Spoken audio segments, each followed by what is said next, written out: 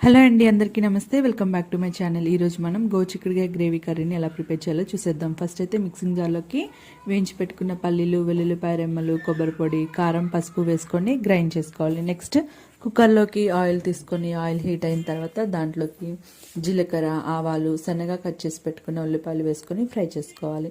Next మనం దీంట్లోకి పచ్చిమిర్చి, కరివేపాకును వేసుకొని ఫ్రై చేసుకున్న తర్వాత సన్నగా కట్ చేసి పెట్టుకున్న టమాటాలని యాడ్ చేసుకోవాలి. టమాటాలు పూర్తిగా మగ్గిపోయిన తర్వాత మనం దీంట్లోకి గోరుచిక్కుడుకాయలను కూడా యాడ్ చేసి దాంట్లోకి కొద్దిగా ఉప్పు, పసుపును వేసుకొని ఫ్రై చేసుకోవాలి.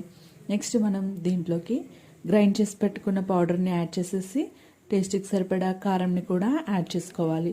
లేత గోరుచిక్కుడుకాయలు అయితే మనం ఒక విజిల్ రానిస్తే సరిపోతుందండి, లేకపోతే 3 విజిల్స్ వరకు రానివ్వాలి. ముక్కలు మునిగేలాగా వాటర్ పోసేసి విజిల్ వచ్చిన తర్వాత ప్రెషర్ పోయిన తర్వాత మిక్స్ చేసుకున్నామంటే రెడీ అయినట్టే.